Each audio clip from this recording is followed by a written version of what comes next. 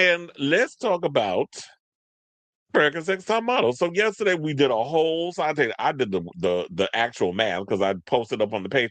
Child, I talked for a whole hour about all of that stuff that went down in regards to the whole top model, breaking it down with it. Look, it was at least 2 hours shorter than what y'all got over there on Netflix. But nevertheless, I gave y'all pretty much all the highlights of in long form because I had to break it on down of what you could get from what we took from the whole Netflix docuseries.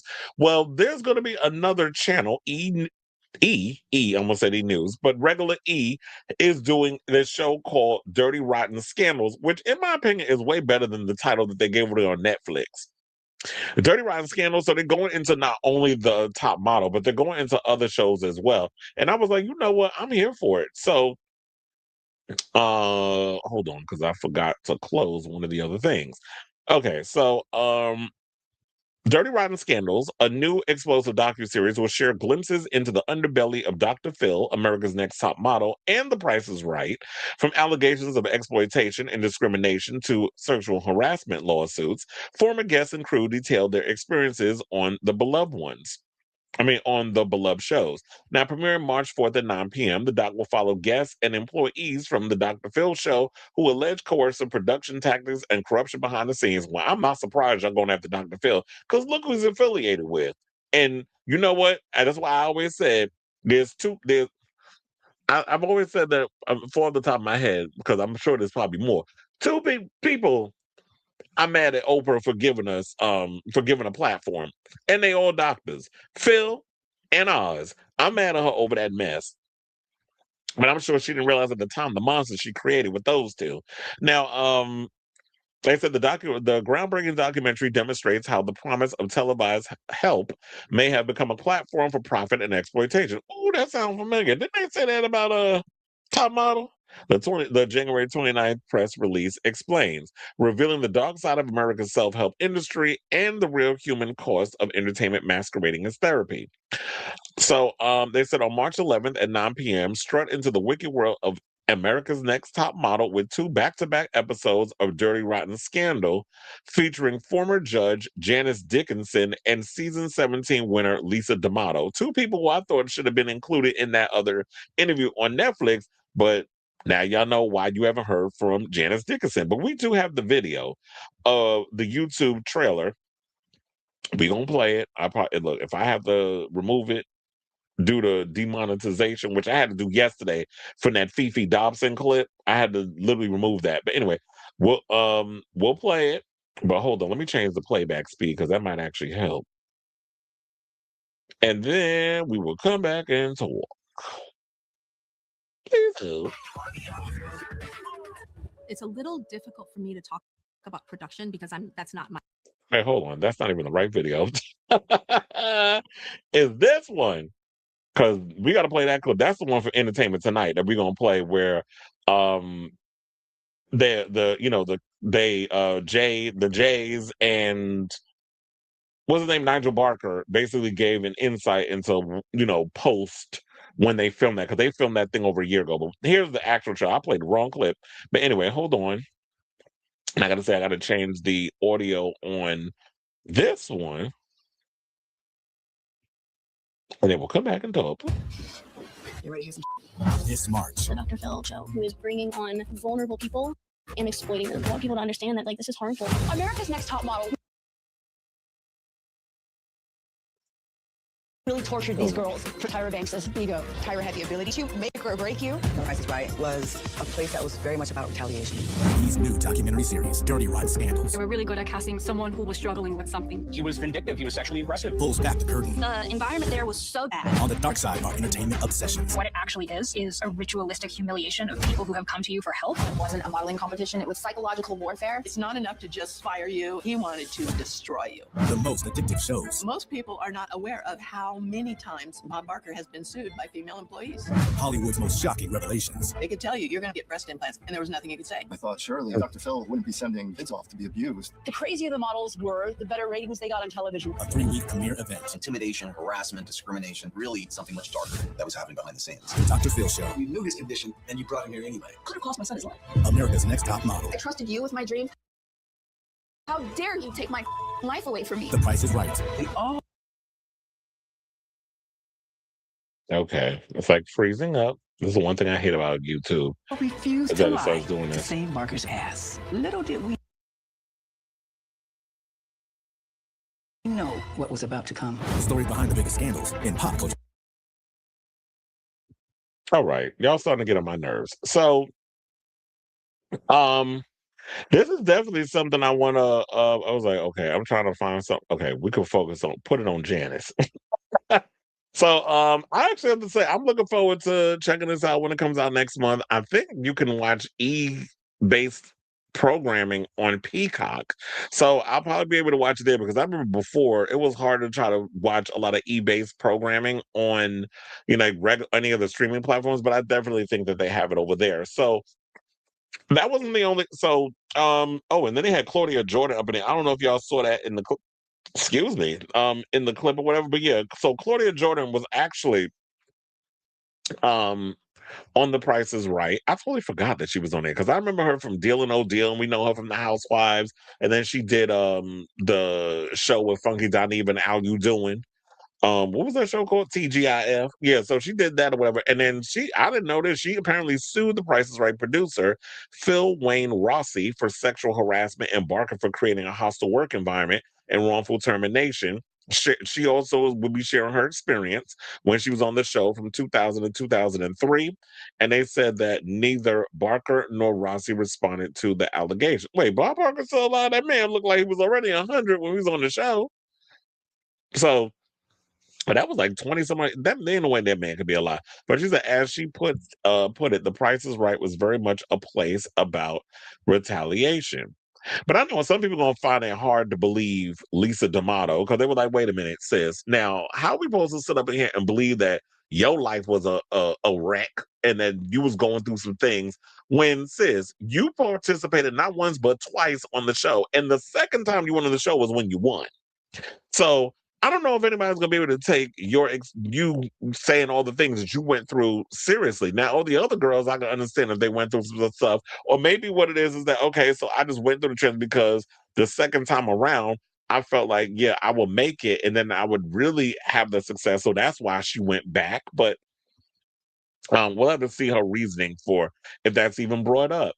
But so then I came across this other thing where the Jays and everybody responded to Tyra over there. What was it? Jay Magma and Nigel Barker basically reacted to Tyra Banks and all the stuff that went down on the Netflix thing because they filmed it over like a year ago, and they were trying to tell people that no, y'all thinking that Tyra benefited from this show in a way where it's like she had control over what was going to be put in and put out on the show. It's not true. They were like, well, we signed our contracts before we even knew that she was going to be a part of the show. So I have that video. Hopefully it don't start acting up because I don't know, for some reason there be times when I think when I have too many things open, YouTube want to act a damn fool. We'll play that clip and then we'll come back and talk. Please hold.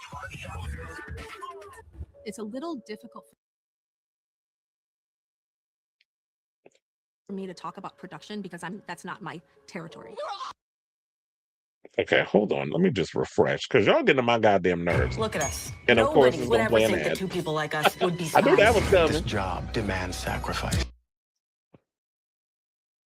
Yeah, there's some dumb. Tyra, she seems to struggle with taking accountability. She essentially blames the viewers. You guys were demanding it. The viewers wanted more and more. I believe Tyra believes that statement to be true. She can tiptoe and dance around Story and saying, oh, Story's not my department. She was very involved in Story. I'm just going to say that. I do think that regardless of whether someone asks for something or wants it, again, acting as an adult is responsible. You also say no to certain things, even when they want it, right? Mom and Dad, we say no. Tyra, did she have any creative control in this docuseries? None. Zero. Tyra had no creative control. Hindsight is 20/20 for all of us. It just so happens that a lot of the things that are 20/20 for me happened in front of the world. Tyra in the hot seat. The 52-year-old actually apologizing several times over the 3-episode docuseries, which was shot a year ago. Once to the contestant she pressured to close a gap in her teeth. There were agents that would tell me she will not work with those teeth. It's just not going to happen. That's what they told me. Who came up with what each of the makeovers would be? It was absolutely Tyra. Another moment Tyra admits went too far. We were all rooting for you. How dare you? I lost it. It was probably bigger than her. Clearly, she had a sort of snap, and that was it. And I actually thought they were going to stop it. It was the same rules for everybody. If you're going to go off the rails, we're going to allow it, we're going to film it, and we're going to put it on TV. And when it comes to the outrageous, over-the-top photo shoots, remember the tarantulas, the meat outfits, coffins, and crime scenes? I absolutely believe the intention behind the show got lost. I think it's clear in the documentary. You know, for me, the real breaking point and the immediate moment of divide was the race swapping photo shoot. I remember vividly that meeting where Tyra said, I want to do this, and I want to do this to celebrate women of color. And I'm sitting there thinking, okay, and I'll be honest with you in that moment, because people ask me all the time, why didn't you say something? Well, I was here to support her. This was her show. She had this reason that made no sense to me. How are you going to support and, you know, and uplift women of color by painting white women black? Tyra swore to me I would not wear this. She goes, Jay, I would never do this to you. I'll say this, if she really wanted to protect me, she would have stood next to me and delivered that creative. The clip that has followed me to this day is me standing alone on camera. Chiron, photo shoot creative director, and people knew I was producing as well. We're switching your ethnicities. And so I wore that. I didn't think it was controversial, but then we put it out there and the world was like, are you crazy? Have you lost your mind? Tyra did pride herself on coming up with the creative on the photo shoots, you know, perhaps sometimes with various other members of the team. Looking at the show now through the 2020 lens, it's an issue, and I understand 100% why. I've never experienced a more difficult work environment, a more toxic work environment than that show. It wasn't right then, and now we're seeing it isn't right now. Look back with hindsight, it's certainly easier to judge and be critical. That being said, were there things that perhaps, you know, she got carried away or the production got carried away? I would say yes. That is the only way you change. That is the only way you get better, is by somebody calling you out on your Where Tyra stayed quiet, season 2 contestant Shandy Sullivan alleges she was sexually assaulted after a night of drinking while cameras were rolling. I was blacked out. No one did anything to stop it. And it all got filmed, all of it. It's a little difficult for me to talk about production because that's not my territory. First of all, she struggles to remember. First of all, that's some bullshit. I had to pause that. She was like, I had nothing to do with it. Yes, you do, sis. First of all, we've seen, like, when we watched the docuseries, you would say that you were very much hands-on. You even said that you would be in the editing bay or in the control room looking at certain shots and stuff. So you very much had a lot of control of what was going on. You were aware of a lot of what was going on. You were colluding with a lot of production where they were telling you certain things and you were performing, especially like during the sequence when you was in Italy and told that whole lie, which I'm calling a lie because I don't believe it actually happened, which is well, my boyfriend cheated on me and I went to Italy, like trying to make it seem like you want to take her experience and make it that it was something that happened to you, and then you turn around and say, you cheated, didn't you? I'm like, girl, please. What's going on? You cheated on him, didn't you? Like, all of a sudden, how she come with that revelation? Because it's like you knew what was going on in the house. You tried to spin it and basically you slut shame this girl. But yes, on one hand, it was something that happened back in the day. It was a different thing that the way we receive things on TV was different 25 years ago. But still, you got to have some kind of accountability for some of the things that you do and some of the stuff you produce. You can't just throw it off. Well, that was the time, which it was. And yeah, at one hand, we were, you know, you had shows like Top Model that was at the bottom of the barrel network, like the UPN network, which I call the U People's network. They were fighting an uphill battle with shows that was like Fear Factor. I think Survivor was on at the time. So when you're dealing with a lot of those type of shows that are on much bigger networks, you trying to make sure that you're seen. Hi, look at the little us over here on this little ass network. We doing crazy stuff over here too. Come pay attention to us and give us your ratings. And we fed into that. So we're all guilty of it. They were feeding the beast, which was reality TV and the ratings. Then it was us who basically was salivating at the mouth over all of the craziness that was going on the show. And the people that worked on the show that continued to feed the beast because they knew that by exploitation and all these other things that y'all were doing to these girls who, according to Tiffany, no, it was Danielle. According to Danielle, she was like, she had found out that Tyra was well aware that this show wasn't going to benefit these models in any way, that y'all really weren't going to become like some big supermodel like a Naomi Campbell or an Iman or even a Chanel Iman. Like, you weren't ever going to get to that point. So she was aware, but this was a show that was making her a lot of money. And she knew that you were basically out here exploiting these people for your own financial gain. And got the unmitigated gall to talk about she bringing the show back. For who? Because quiet as it's kept, if you don't bring back the Jays, which Jay Manuel did say that since the video that we saw Miss J, that he's gotten a lot better He actually can get up out the wheelchair. He's been walking around. He's getting better with the walking. He's getting a lot stronger. He's been talking. He's getting back to the old Miss J. Who knows? Maybe in the next 2 years, Miss J will be fierce Miss J from back in the day, where they'll be able to walk around. You wouldn't even know the man had a stroke. And hopefully he's also taking better care of himself. But if you're not bringing the Jays back or Nigel Barker, we don't want it, sis, because who you bringing in there? I mean, we like Law Roach, but Law Roach is better off on other channels and other shows. I like him on Project Runway, and I like him on Drag Race. We ain't gonna stretch that man thin just so that way he could be a punching bag or a little pin cushion in your sociopathic shit that you got going on or attempting to, because I don't think a leopard changes his spots. And I do think that Tyra will still be the Tyra that she was back in the day if they bring this show back. But I'm gonna finish the clip and then we'll come back and continue. Which I find hard to believe, because how many times did she bring Shandy on her talk show to kind of force her to watch that scene? I was in the production office. I remember it vividly. Someone was like, "You won't believe what's going on right now." And they basically said, "Oh my God, Shandy's having sex with someone in the shower." One of the male models. Certainly myself had absolutely no idea until it did, which was kind of shocking. I tell people that all the time, that they kept us very separate from the storyline that was sort of unraveling behind the scenes, in large part so that we wouldn't be swayed as judges. If I had been there, I personally would have intervened. You know, I'm a father of a 17-year-old girl, and quite frankly, regardless of whether you're a father or not, it's simply the civil thing to do. Now, reality television is not always known for being civil, or for, you know, perhaps doing what's right. And they took a creative decision and a production decision to let this roll. And sort of legally, they were within their rights, because that's what everyone had signed up for. Signed up for to have your entire life shown. And so if you basically have a train wreck, they will film the train wreck. They won't stop the train wreck because someone's going to get hurt in the train wreck. And I think that is a big piece of that. We treated Top Model as a documentary. And we told the girls that on day one, no matter what happens while you're on camera, we're going to document all of that. Have you had a chance to You sure didn't film it like a documentary. speak with Shandy since it's all happened? Or Actually, Shandy and I have always remained in touch. I've photographed her several times since America's Next Top Model. She's a smart woman and, you know, has taken control of her life. Tyra's lips were also sealed when it came to her falling out with creative director Jay, who claims Tyra stopped speaking to him when he tried to quit the show after season 8. Can we talk now about what happened with you and Jay? I prefer. Yeah, I should call Jay. I don't want to. Have you ever felt understood? My No. natural response is no. By the way, you know she was never going to call Jay. That's why I just found it funny that she sit up in here to my, well, I should probably call him. Girl, you never had any intention of calling Jay. And the fact of the matter was, you wasn't a real friend, because my thing would have been this. If y'all had came up with this conclusion where you said that regardless of what happens, if there's any kind of changes we want to do in our life, that we're going to tell each other first before we tell anybody else. And I come to tell you that I'm ready to move on.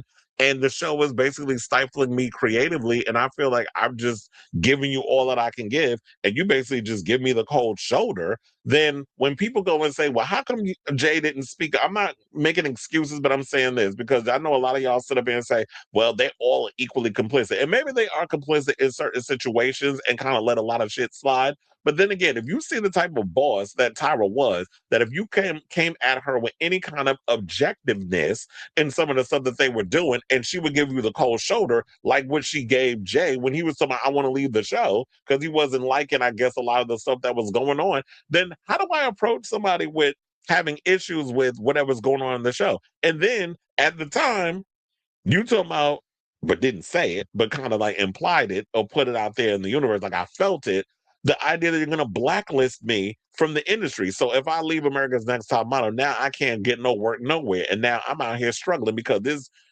lady, and ain't the word I want to use, but this lady want to go up in here and try to destroy my career and be like, well, if you don't want to work for me, you ain't going to work nowhere. So I had to play the game until it got to the point where I get fired. So now it's not going to be a stain on me. Yeah, it looks crazy because you don't fight all the best people that was a part of the show, but at least I can still go out and get bookings. I know it's crazy to think that, but you got to think about the times and these people are a mess. But anyway, let me finish this because we got about about 2.5 more minutes on this. Yeah. The first time I saw the documentary, honestly, her reaction, it made me chuckle. For me, it was no surprise because she has made a pointed effort to not speak about me in the press. What's very telling about her reaction is it's the first time I saw her in the doc respond without this prepared answer. you know, we got to see a bit of a break in the personality, Tyra. One of the most emotional revelations in 2022, runway coach / judge Jay Alexander, aka Miss J, was in a coma for 5 weeks after suffering a stroke. Tyra didn't visit him in the hospital, but Jay and Nigel did. I taught Miles how to walk, and now I can't walk. Not yet. Well, Jay is getting stronger every day. He does physical therapy every day. He can get out of that chair. That's what people don't know. At the time of the documentary, he couldn't. He can. He can take steps. And look, if anyone is going to walk again, it's Miss J. There's no stopping Miss J. I mean, you know, the reality is that Miss J has still got that spark. I remember visiting him in the actual hospital, and you know, he couldn't move. He was completely paralyzed and lying there, and only half his face could move and one eye. And I said something to him. I'm like, oh, good. You can't move. That means that I can really take advantage of you now. And he looked at me with his one eye, and he opened it, and he rolled his one eye. And I'm like, okay, you're still there. I can see if you're able to still roll that one eye of yours. I'm like, we're gonna get you back. Despite all the backlash Tyra's receiving from Reality Check, which is streaming now on Netflix, she dropped this hint for a potential comeback. You have no idea what we have planned for Cycle 25. She is currently actively trying to pitch it. So she wants to make it a reality. Do you think the show can really come back ever in 2026? No one has called me, and no one's called the Jays, from what I've heard from either of them. Without the three of us, good luck.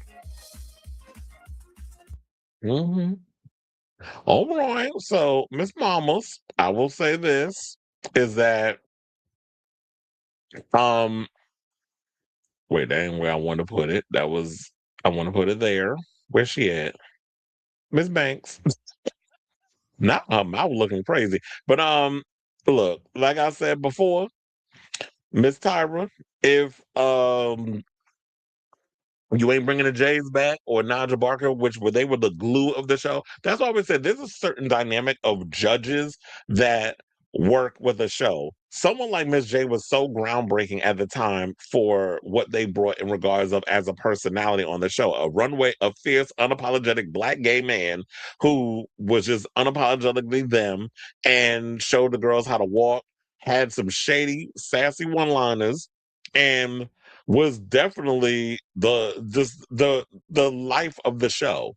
And not having him there, and then Mr. J, who was like the good-looking other gay man with the platinum blonde hair that was giving the girls, like, being a mentor of sorts. And then you had Nigel, who was the good-looking straight man, who was giving what he was giving with the photo shoots and everything. So when you have that dynamic there, it was good. We'll even put Janice Dickinson in there. Yeah, she was messy. Yeah, she was off the wall, bonkers with a lot of her opinions. But we lived for her when she was on the show. And I'm definitely looking forward to hearing what she got to say when she does that other the documentary over on the E Network, because I definitely want to hear what a lot of these girls got to say in regards to that, and I hope they speak to more people. And I already said, like, we're gonna have more girls coming out and giving their opinion on stuff. Now, speaking of other girls, I want to get into this story from Whitney, who was on America's Next Top Model, and she basically gave her thoughts on Reality Check, because she said she watched it. And so we'll play her clip and then we'll come back and we will talk. Please hold one final time. So I just finished watching Reality Check, which I don't think is a great name, on Netflix, and I have to say I'm a little disappointed. Like, how did you guys feel? When I signed on for it, Tyra wasn't even going to be on the show, so I was kind of surprised that it was more like a judge-focused show. I would want to hear more from the contestants, like Shandy. Oh my God, my heart breaks just rewatching that is like horrific. And Kenya, like, there was just so much that was really interesting, and I kind of wish they'd focus more on, I guess, what I thought was interesting. Of course, I am biased because I was a contestant. I don't know. What do you guys think? No, I actually agree with you. That it felt like it'd been good if we had the judges. I mean, I like the fact that we had the judges there and you asked the questions based on what some of the accusations the people were. And they did a good enough, I think, job of doing that. And then throw a little Tyra in there. But I do feel like y'all should have balanced it out more by having way more contestants come on the show and tell their story. And then maybe in the final hour, y'all could have did the judges and Tyra. Maybe what it should have been is you focus a lot on what was going on throughout the seasons. See if you can get a bunch of the girls from any of the seasons that had the most controversial moments come on and give their side of the story and their experience, and then you maybe devote one full episode to the judges, their thoughts on certain things, and then of course juxtapose Tyra in there as well. So make it about the judges and the host speaks or whatever. You could have called it with a headline, and then that could have been the third episode. And then that could have been what y'all did. But the first two, or maybe y'all could have just squeezed a little 4 in there. But yeah, maybe 4 episodes y'all could have did. And 3 of the episodes devote them to the contestants, and the 4th episode devote to the judges and Tyra. But they didn't do that. So Joni Sprague, who I think was a contestant on the show, said, agreed, we need more from us. We needed more from us. And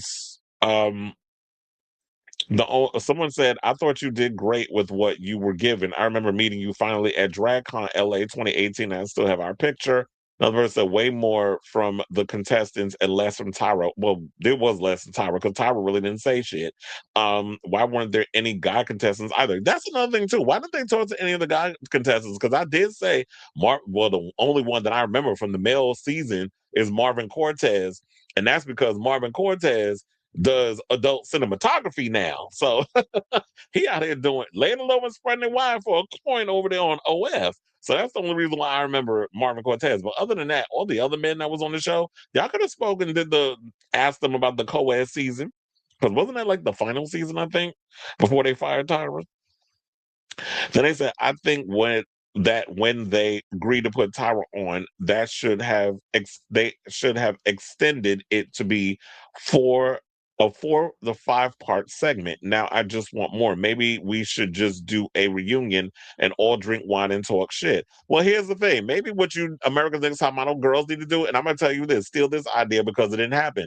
There was supposed to be an all-stars reunion, I think it was season 7, All-Star 7, where they were going to have all the winners. I think it was the all-winner season. They were going to have all the winners come together and spill tea about what happened behind the scenes on Drag Race and those other stuff. But of course, World of Wonder stopped it. So if y'all want to do that, then I think that'd be a great idea. Get all the most iconic people on the show. Get Shandy, get Danielle, get Kenya, get all the other people. Even invite some of the male models to come over. Drink wine, hire a cameraman, get a place, Kiki, and like have somebody, I guess, structure, have like a moderator that can come up with some questions and see if people want to come in and just give their opinion on. That might be a great idea. Another person said, I think Tyra thought she was really saving herself when she actually came off smug and disingenuous. Absolutely. Wendy said, I thought the same thing. She does not come across as being sincere at all. Not sure why that is. Because she ain't give a fuck about y'all. That's just the reality of what it is. She's a cold woman. And even Rob Shutter, who y'all might not know this, but before he was up in here doing the gossip, he was her publicist. And he said that Tyra is giving you who Tyra is. Like, you seeing who she really is. So as for Tyra to act like she didn't remember Shandy's trauma is wild. Her making a face like she trying to remember. Girl, we see right through that bullshit. Another person says, shout justice for the Jays. Watching Miss J rip my heart out. And Whitney responded 100%. Another person said, I'm mostly angry about Shandy's story. How dare the producers let that happen to her? Another person said 3 episodes weren't really enough. I expected Banks and Mock to be held more accountable for the actions of the show. You can't be an executive producer and say many of the decisions were out of your hands. And Whitney says, I agree. Either you are in charge and can be held accountable or you're not. They rode the fence the whole way through. And that's what I was saying is like, y'all can't sit up in here, and I do agree, y'all can't sit up in here and just straddle the fence and basically be like, well, we didn't have any English. It's like, y'all were all guilty. It's not just y'all, but also the people at UPN. I already went through a whole thing where I read the thing yesterday on breaking it on down and the responsibility of the people up in the situation. It's like, yeah, we could sit and talk about it was the times, and we can't sit up in here and use nostalgia as an excuse for pushing trauma on people. Like, we acknowledge the fuck up, we come to the conclusion, we apologize for it, we say we know better, we do better, and we move on from there. We don't sit up here and be like, well, it wasn't really my decision, because Tyra full of shit. She had a lot more control on that show than she's letting on. So I think that was just what irritated me about that whole situation altogether. But anyway, so I say all this to say, what do you guys think of this story? Because I said this story is not going away anytime soon. We're going to still be talking about this for a minute, even probably around up until, because I'm sure more girls and more people are going to be reacting and coming out and giving their experience of Top Model. Sis, with all of this happening and this upcoming special over on E, Tyra, read the room. Nobody wants this reunion of sorts. Nobody wants this cycle 25. It's just not going to happen. The people are not feeling it. And this is just not the right time to revive the show, especially with you being attached. Just go over there to Australia, make a little hot ice cream, which I heard is not that good. I saw a video where this girl was up in there like, ugh. The best part about it was the whipped cream she said they put on top of it. And just go out there, raise your child over there on the other side of the globe and make a little hot ice cream and be a businesswoman. Because the Top Model stuff, unless you plan on bringing a new model up in there, I'm going to just throw out a name, a Kendall Jenner or somebody to host it. Don't nobody want it. So I say all this to say, what are your thoughts on all of this? Let me know in the comments down below.